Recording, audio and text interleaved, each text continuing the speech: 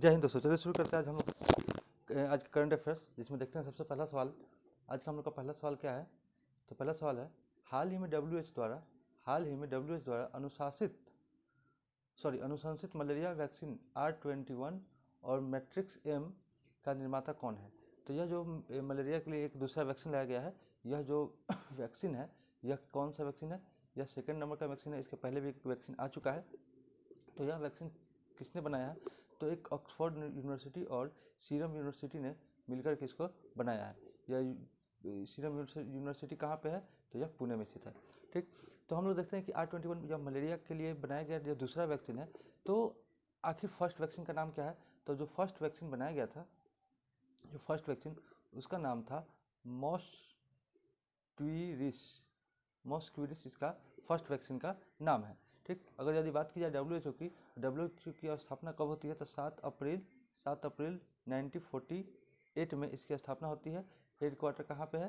तो head quarter कहाँ पे है? जिनेवा में इसका हेड क्वार्टर है। ठीक, चलिए आगे देखते हैं मलेरिया के बारे में कुछ फैक्ट। मलेरिया के बारे में समझने से पहले हम लोग देखते क्या है मलेरिया के बारे में, कि मलेरिया जो है सो यह प्रोटोजोआ से होने वाली रोग है। किससे होने वाली? प्रोटोजोआ से होने वाली रोग है मलेरिया। ठीक, इससे अगर कोई क्या प्रभावित होता है, तो इससे आरबीसी क्या होता है? प्रभावित होता है। और इसका जो मलेरिया का जो वाहक है वह कौन है? तो वह है मादा एनाफिलीज मच्छर जो है सो यह इसका वाहक है। इसके इलाज के लिए क्या कहा जाता है? कुनैन की दवा, जो कि सिनकोना वृक्ष के छाल से बनाया जाता है, यह दवा चलता है। इस मलेरिया को खत्म करने का भारत सरकार ने लक्ष्य रखा है 2030 का लक्ष्य रखा है। 2030 तक क्या करना है? इसको समाप्त कर देना है। ठीक है, चलिए आगे देखते हैं। अगला हम लोग का प्रश्न क्या है? तो अगला प्रश्न है, हाल ही में आईसीसी ने पुरुष क्रिकेट विश्व कप 2023 के लिए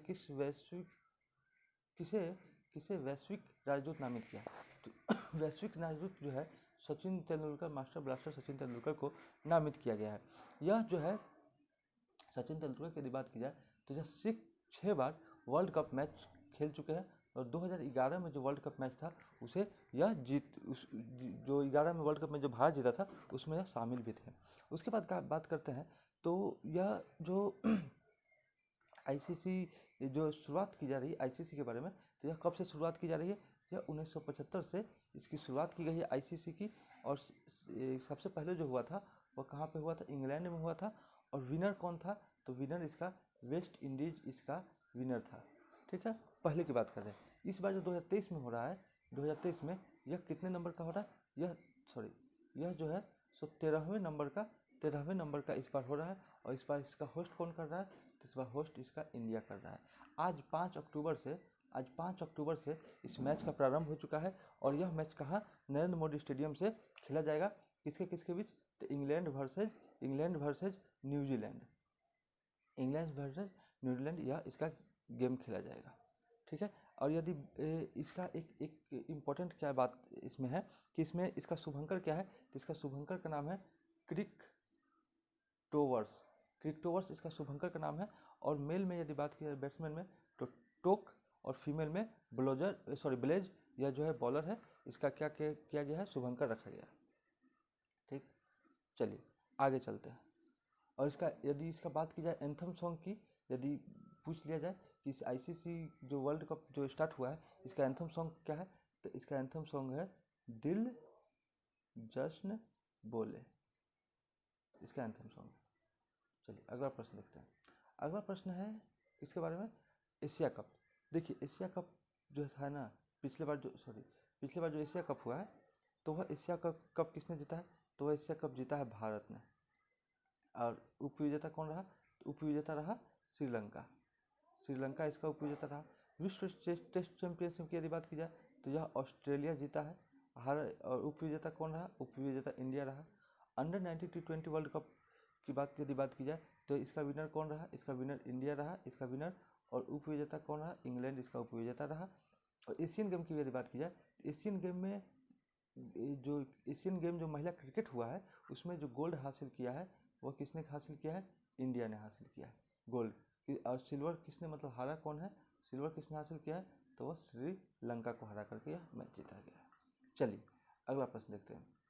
अगला प्रश्न है कि हाल ही में 2023 का रसायन विज्ञान में नोबेल पुरस्कार किस खोज को मिला? हम लोग जानते हैं कि अभी वर्तमान में अभी कुछ कल वाले वीडियो में हम लोगों ने फिजिक्स का देखा था, उसके पहले वाले वीडियो में हम लोगों ने मेडिसिन के क्षेत्र में देखा था। तो नोबेल पुरस्कार अभी दिया जाएगा सभी लोगों को। तो यह किस क्षेत्र में दिया जाएगा? सॉरी, यह कुल 6 क्षेत्रों में दिया जाता है नोबेल पुरस्कार। इसमें रसायन के क्षेत्र में जो है तो किस चीज़ के लिए दिया जाएगा? तो क्वांटम डॉट्स के खोज के लिए दिया जाएगा। और यह जो जिन लोगों ने खोज की उनमें जो नाम है उनमें उनका नाम है, एक पहले व्यक्ति है एलेक्सी एकिमोव, ठीक। दूसरा जो व्यक्ति है उनका नाम है मोंगी बेवंडी, दूसरा नाम। तीसरा नाम है लोइस ब्रूस। यह 3 व्यक्ति हैं जिनको केमिस्ट्री के क्षेत्र में क्या किया गया? क्वांटम डॉट्स के लिए इनको नोबेल पुरस्कार दिया जाएगा। चलिए अगला प्रश्न देखते हैं। अगला प्रश्न क्या है? हाल ही में JICA और NIIF द्वारा लॉन्च भारत जापान कोष की अधिकृत पूंजी कितनी है? तो वह है $60 करोड़। और यह जो है सो यदि बात की जाए JICA की पहले बात की जाए तो यह जापान की कंपनी है, जापान की संस्था है, Japan international corporation agency. NIF की बात की जाए तो यह है नेशनल इन्वेस्टमेंट इंफ्रास्ट्रक्चर फंड। यह NIF के फुल फॉर्म हो गया, ठीक। अब इसमें बात की जाए कि यह क्यों किया गया है, तो यह किया गया है मात्र किस लिए? तो यह किया गया है पर्यावरण और जलवायु परिवर्तन के क्षेत्र में इस पैसा का क्या किया जाएगा? उपयोग किया जाएगा। चलिए अगला प्रश्न देखते हैं। अगला हम देखते हैं किसके बारे में? जापान के बारे में। जापान के बारे में कुछ बातें हम लोग समझने का प्रयास करेंगे। जापान से संबंधित कुछ बातें। जापान की राजधानी कहाँ है? तो जापान की राजधानी टोक्यो से टोक्यो फिर कभी ना टोक्यो, जापान की राजधानी। यहाँ के प्रधानमंत्री कौन है? तो यहाँ के प्रधानमंत्री है फोमियो किशिडो, यहाँ के प्रधानमंत्री। यहाँ के संसद को क्या कहा जाता है? यहाँ के संसद को डाइट कहा जाता है। यहाँ के संसद को क्या कहा जाता है? डाइट कहा जाता है। और यदि बात की जाए इसके यहाँ की मुद्रा क्या है, तो यहाँ की मुद्रा येन है, कुछ इस तरह का की मुद्रा होती है वहाँ की। और यहाँ का सबसे बड़ा द्वीप कौन सी है? तो यह है होन्शु द्वीप, यहाँ की सबसे बड़ी द्वीप है। यदि बात की जापान में सबसे हाल ही में कौन सी बैठक हो गई थी? G7 की बैठक भी यहाँ पे हुई थी। चलिए अगला प्रश्न देखते हैं। अगला प्रश्न है, हाल ही में विशिष्ट जल उपचार के लिए मिमेटिक एंजाइम का विकास किसने किया? मिमेटिक एंजाइम की बात की जा रही है। तो मिमेटिक एंजाइम का विकास किसने किया? देखिए क्या है ना, वेस्ट वाटर जो है ना, जो वाटर वेस्ट हो गया, मतलब वाटर वेस्ट ट्रीटमेंट के लिए उसको क्या किया जाएगा? मोमेटिक एंजाइम डाल करके उसको पानी को क्या किया जाएगा? शुद्ध किया जाएगा, यानी क्लीन किया जाएगा। तो यह काम किसने किया है? तो यह किया है ISSC बेंगलुरु ने किया है। ISSC बेंगलुरु ने किया है, यानी कि Indian Indian Indian Indian institute of science, इसके द्वारा यह किया गया है। और इसमें काम क्या है? इसका काम कुछ नहीं है। यह जो है सो जो खराब, जैसे जो खासकर उद्योग से जो आने वाले जो वेस्ट वाटर होते हैं, तो मान लीजिए ये वेस्ट वाटर है, इसमें क्या किया जाएगा? मिमेटिक एंजाइम को, इसमें क्या किया जाएगा? मिमेटिक एंजाइम को डाल दिया जाएगा, ठीक ना। इसमें डालने के बाद इसको क्या किया जाएगा? सनलाइट में 10 मिनट छोड़ने के बाद यह वाटर क्लीन वाटर हो जाएगा, पीने योग्य पानी हो जाएगा। तो इसकी बात की ये IISc बेंगलुरु ने इसकी खोज की है, विकास किया है। चलिए अगला प्रश्न देखते हैं। अगला प्रश्न है, प्रतिवर्ष विश्व अंतरिक्ष सप्ताह कब मनाया जाता है? प्रतिवर्ष। तो प्रतिवर्ष विश्व जो अंतरिक्ष सप्ताह है वो अंतरिक्ष सप्ताह की जो है मनाया जाता है 4 से 10 अक्टूबर के बीच। 4 से 1 मिनट, पिछले का आंसर हमने बताया, हाँ। चलिए 4 से 10 अक्टूबर के बीच मनाया जाता है। और 4 से 10 अक्टूबर क्यों मनाया जाता है? तो इसमें समझने की बात क्या है कि 4 अक्टूबर को जो है ना, 4 अक्टूबर को है जो विश्व का सबसे पहला सैटेलाइट लॉन्च हुआ था, जिसका नाम था स्पुतनिक, जो कि स्पुतनिक था, जो कि रूस ने इसको लॉन्च किया था। तो इसलिए 4 अक्टूबर को। और 10 अक्टूबर को क्या है? 10 अक्टूबर कहा जाता है क्या बोला जाता है? स्पेस का मेग्ना कार्टा इसको कहा जाता है, स्पेस का मेग्ना कार्टा। इसलिए 4 से 10 अक्टूबर को क्या मनाते हैं? विश्व अंतरिक्ष सप्ताह मनाते हैं, ठीक ना। चलिए अगला प्रश्न देखते हैं। अगला हमारा प्रश्न है कि हाल ही में चर्चा में है प्रोजेक्ट उद्भव। प्रोजेक्ट उद्भव का संबंध किससे है? तो प्रोजेक्ट उद्भव का संबंध भारतीय सेना से है, यानी इंडियन आर्मी से है, भारतीय सेना से है। इसका उद्देश्य क्या है?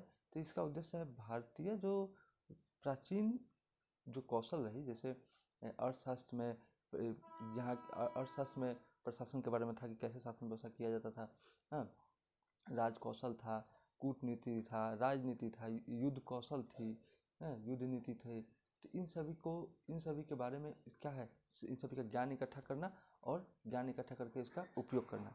तो यह क्या क्या है, भारतीय सेना करेगी, किसके सहयोग से करेगी? तो यह यूनाइटेड इंस्टीट्यूट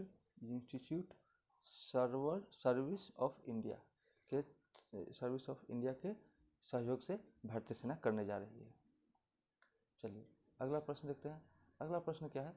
तो अगला प्रश्न हम लोग का, हाल ही में 19 एशियाई खेलों में तीरंदाजी स्पर्धा में पहली बार स्वर्ण पदक किसने जीता?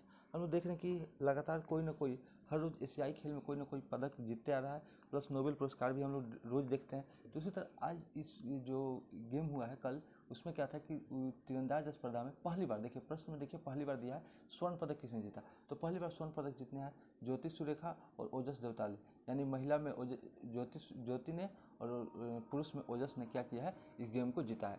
अब देखिए, और यह अन्नू रानी है, तो यह किस में, भाला फेंक में इसने भी क्या किया है, गोल्ड जीता है। पुरुष में तो नीरज चोपड़ा है और भाला फेंक में कौन है, महिला में अन्नू रानी, ठीक है।